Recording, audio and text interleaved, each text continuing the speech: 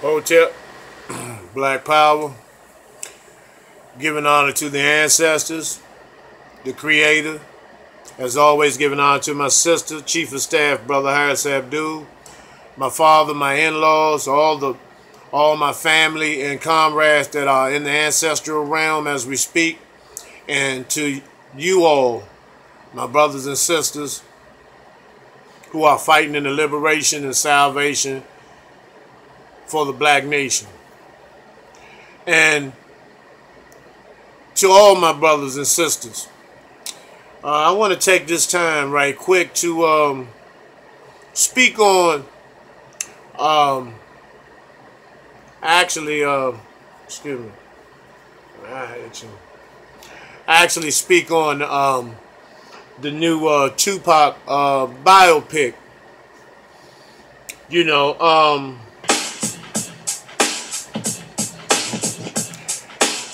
what we need to understand, though, you know, is that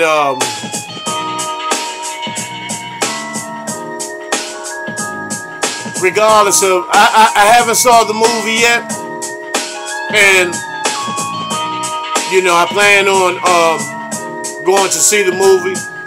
And the reason why I didn't go see the movie initially when me and the Queen were supposed to go at the premiere was that we ran a little late, and by us running a little late, we received so many calls, you know, stating how, you know, bad the movie was, and you know, and this and that, you know, all these terrible, you know, views.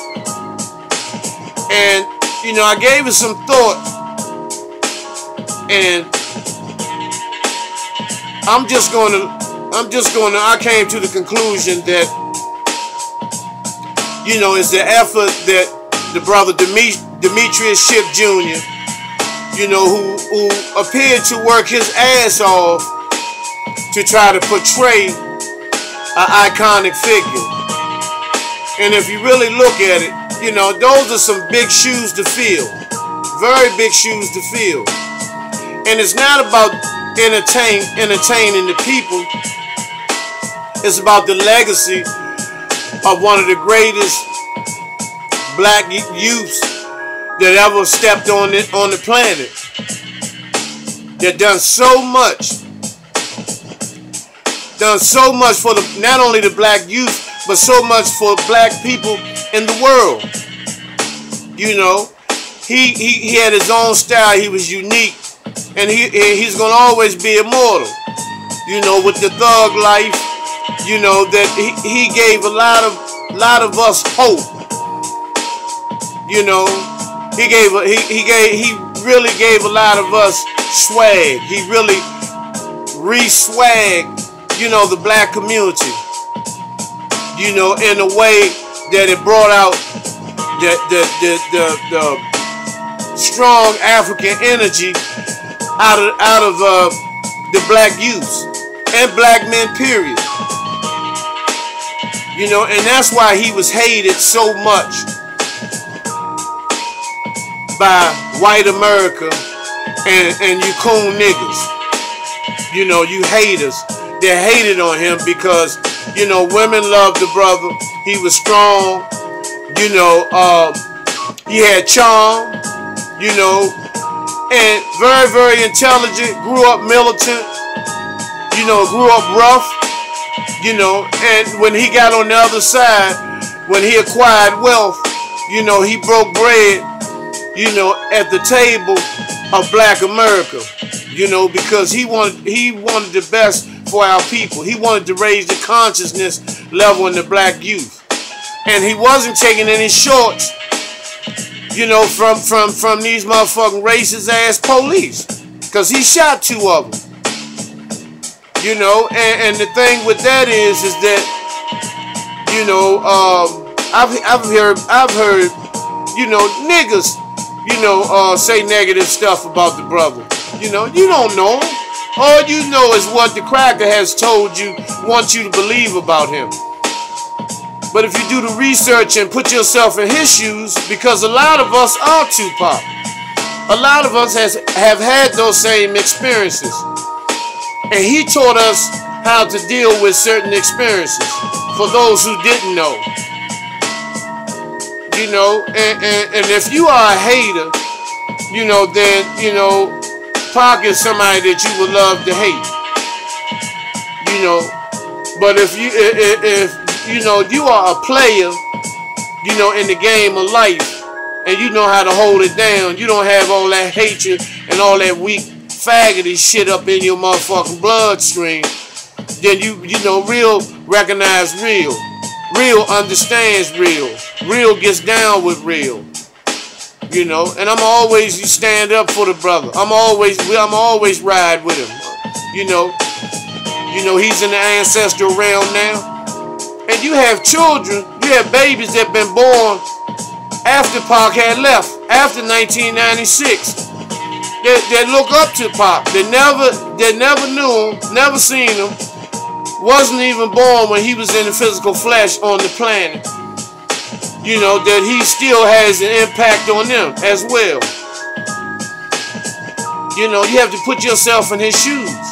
You know, how he was, you know, beaten by, you know, nigger guards, you know, that Jimmy Iovine and Ted Field paid, you know, to inflict physical harm on that brother when he was incarcerated. And see, I've had that same experience, you know, of dealing with racist motherfucking cops in prison for standing up and not letting them do what the fuck they want to do to me and say what they want to me. Sometimes you can get fucked around for just being you. You know, and so we have to understand that, you know, give the people credit for trying to put together a biopic, you know, to try to honor the legacy of the brother, you know, instead of looking at it in a negative sense. Maybe the movie, if you all in the drama and all that shit, you know, then it may not be for you. But if you want to understand, you know, what that brother actually went through, then you'll sit down and watch it. It may not be perfect, but it's perfect enough. You know, it's enough where, you know, the energy of Pac, you know, may be pleased with, you know, the most of the biopic. We don't know that. We really don't know that. But let's give credit where credit's due. You know, because a lot of us thought that we was going, you know, somebody was going to come and be exactly like 2Pac. That would never happen. It's only one Pac. It's only one you. So, you know, give the brother Demetrius Shipp Jr. Give him credit. You know, give the cash credit for at least trying, you know, to you know, lift this brother's legacy up. Because I don't think none of them, you know, had any intent, you know, to harm Pac, to harm his legacy. You know, I really don't believe that. You know, so, you know, I'm gonna check it out. You know, and you know, and even if I gotta get a DVD, if it's clear, I'm gonna get it. You know, so I can have my own view of it. You know, but at the same time, I'm gonna still give them all credit for at least making the effort to do the biopic. You know, some people say, you know, Feeney didn't go along with the movie and she was murdered as a result of that, which the jury is still out on that. But I believe it has something to do with that. You know, and no one's not gonna tell me that she wasn't murdered, and that husband, that country ass pork chop eating North Carolina biscuit raw biscuit dough chewing motherfucking preacher that she married played a major role in that, because, you know, after she made her ascension, you up and disappeared. You know, so, you know, that's a clear, that brings up red flags right there of suspicion, country ass motherfucker. You know, you ham bone and motherfucking, you know, chitlin and hog maw eating sons, bitch you. But, you know, let's just, you know, honor the brother. You know, I didn't get a chance. I didn't do the video Friday because I was, you know, a little under the weather, you know, and, you know, let's honor Brother Pop. You know, I'm giving him his props today. You know, strong brother. You know, if you look at how he, you know, when he said it was him against the world, you know, I understand where he came from. You know, being set up, everywhere he turned around, it was motherfuckers. He couldn't trust anybody. Everybody was out to get him. People wanted to see him lay down. The crackers were paying people to lay him down. You know, because of the fact that Pac would have become a threat to national security, according to the racism and white supremacy. Because he was going to run for city council and, you know, ultimately mayor. You know, mayor of Compton. You know, so, you know, and the Bloods and Crips were going to truce and join the new Black Panther Party under the leadership of Dr. Khalid Muhammad. And, you know, that would have cleaned a lot of brothers and sisters up. You know, and to white supremacy, that was a threat to national security. So they had to send these messages out. You know, but they had to make it appear there was an East Coast, West Coast thing, and Brother Big was just collateral damage. You know, bless his heart, bless his soul. You know, my condolences continue to go to Miss Vanilla Wallace too. You know, and may the both of the brothers, you know, rest in power. May Pac's energy, you know, continue to, you know, touch the hearts and minds of our brothers and sisters. Not just the music, not just his poetry, but the work he's done. You know, if you listen to some of his interviews and the thoughts and missions and goals that he had set, you know, for the black community, you know, very phenomenal, iconic, immortal figure, man. You know, and he inspires me, and I know he inspires thousands of others. You know, because it wouldn't have been a 50 Cent, wouldn't have been a Ja Rule, wouldn't have been a Game, it wouldn't have been a Snoop Dogg, it wouldn't have been none of them were it not for Pac. Even though Pac came after Snoop to death row, however, you know, Pac's music really took flight when Pac came and they began to do cuts together. You know, same as with Dr. Dre. You know, everything Pac touched, you know, you know, his energy raised the level, you know, of the things that he injected his energy into. You know, he brought life to a lot of shit. A lot of shit. So, you know, I want to honor the brother. You know, yeah, because Brother 2Pac, I had nothing but love for that brother. You know, and I love his music. You know, I love what he's saying. He allows the world to see, you know, what he's actually going through.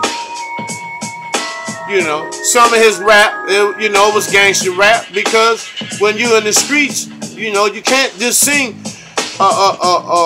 church songs all day. You know, he was a Gemini. He had the dual energies. So he talked about both worlds. You know, but one thing he wrote, one song he wrote was called White Man's World, which is one of my favorites. You know, a lot of y'all like the dance music and all that, but I like the music that Pac wrote when you know, when he peeled all those layers, you know, and exposed himself and talked about what he really felt, what he really saw. You know, how painful it was to see his people suffering and being in the condition, the wretched condition that they were in. You know, the subhuman levels that black people live in called the hood. You know, the wretched conditions. You know, the subservient jobs that some of our people in the hood have to work just to, you know, pay rent to a road-infested motherfucking house.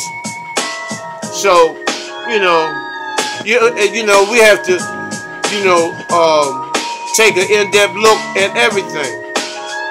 You know, some of us now are not living in those conditions. You know, but you know, personally, me, I come from the gutter. You know, I don't have any shame or none of that. I don't hide nothing about me. I put it out there.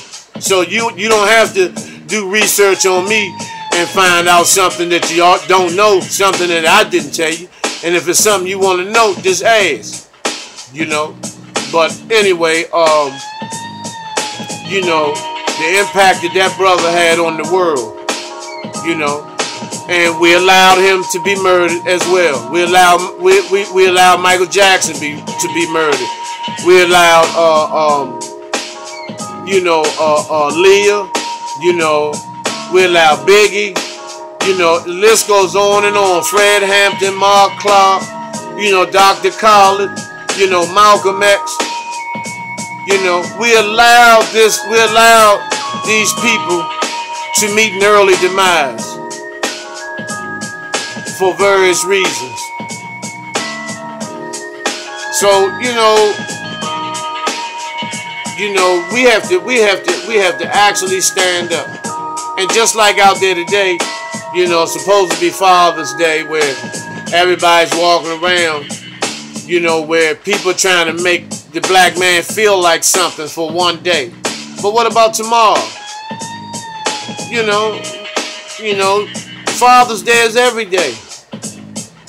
So tomorrow you mean to tell me that you're going to go back and treat the black man in a different way?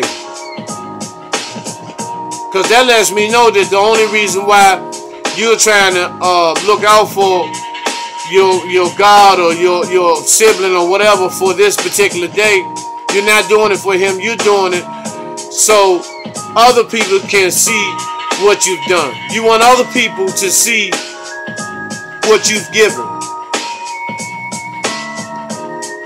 Because when a black man is really in need, most of the people today that are saying that Happy Father's Day shit that's in your family, your immediate family, you cannot depend on them when you are in a down situation.